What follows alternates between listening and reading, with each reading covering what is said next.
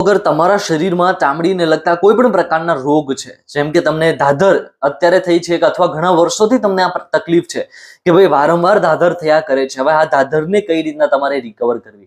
तमने खरजवू छे, घणा समयथी थयेलुं छे, पगमां छे, आखाय पगमां फैलायेलुं छे, आखा हाथमां के आखा कमर उपर पीठ उपर क्यांय पण तमने फैलायेलुं होय तो ए कई रीतना ठीक करवू। सोरायसिस नी तकलीफ छे, जे ऑटो इम्यून डिजीज छे, अंदरथी उत्पन्न थता इम्युनिटी सिस्टम ने असर करी અને ઉત્પન્ન થતા જે રોગ છે જેને આપણે નોર્મલ સોરાયસિસ થી ઓળખીએ એ કોઈ પણ ભાગ ઉપર તમને થઈ શકે। ત્યાર પછી ખસની તકલીફ તમને થઈ શકે, નોર્મલ ખજવાળની તકલીફ આખા શરીરમાં તમને થતી હોય વારંવાર, તો આ તકલીફોથી છુટકારો મેળવવા માટે તમારે શું કરવું જોઈએ અને કયા એવા નુસ્ખાઓ છે કે જે અપનાવવા જોઈએ હું તમને આ વિડીયોની અંદર જણાવીશ। સૌથી પહેલો નુસ્ખો તમે કરો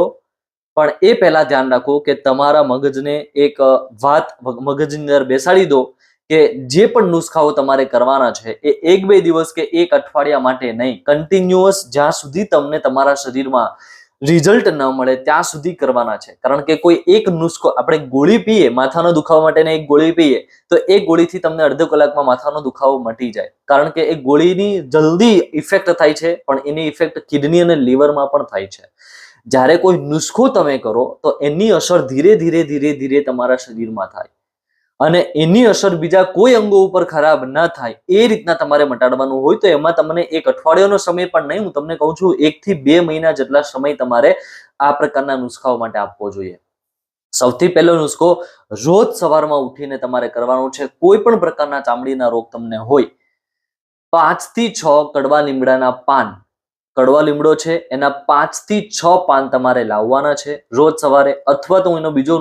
તમને જણાવું છું બીજું શું કરવું જોઈએ। 5 થી 6 પાન લાવો, સવારે ઉઠી બ્રશ કરતા પહેલા ચાવીને એને ખાઈ જાઓ, ગળે ઉતારી જાઓ, અંદર ઉતારી જાઓ, ભલે થોડું કડવું લાગે પણ એને ઉતારી જાઓ। ધીરે ધીરે 1 થી 10 દિવસ એવો હશે કે જ્યારે લોહી સુધરવાની શરૂઆત થઈ ગઈ હશે, 10 થી 30 દિવસની અંદર લોહી એકદમ ક્લીન એન્ડ ક્લિયર શુદ્ધ થઈ ગયું હશે। લોહી શુદ્ધ થતા જ બહારની સાઈડમાં જે પણ ચામડીના રોગો છે એ 100% નાશ પામશે, ઓટોમેટિક નાશ પામશે।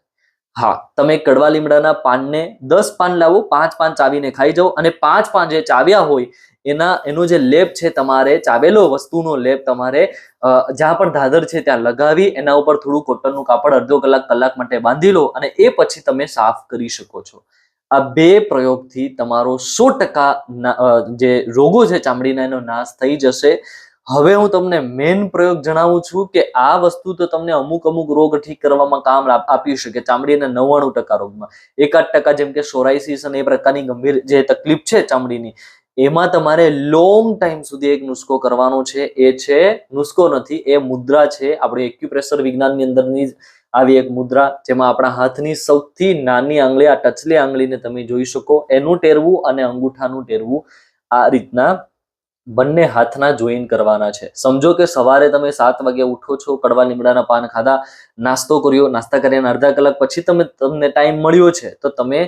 આ મુદ્રા છે આને વરુણ મુદ્રા તરીકે ઓળખવામાં આવે છે। આ જ રીતના કરવાનું છે, આ રીતના નથી કરવાનું, આ રીતના કરવાનું છે। આ વરુણ મુદ્રા છે તમારે સવારે 15 મિનિટ, સાંજે તમને ટાઈમ હોય તો સાંજે 15 મિનિટ કરવાની છે કે જેનાથી ચામડીના રોગો ઓટોમેટિક ગાયબ થવા માંડશે, લોહીની જે વિકાર છે એ પણ ગાયબ થવા માંડશે, શરીરમાં પાણીની જે ઉણપ છે એ પણ ધીરે ધીરે ગાયબ થવા માંડશે। એટલે તમામ પ્રકારની જે આ પાણીજન્ય અથવા તો તમે કહો લોહીના કારણે જે રોગો થાય છે ચામડીના ને એ પ્રકારના રોગો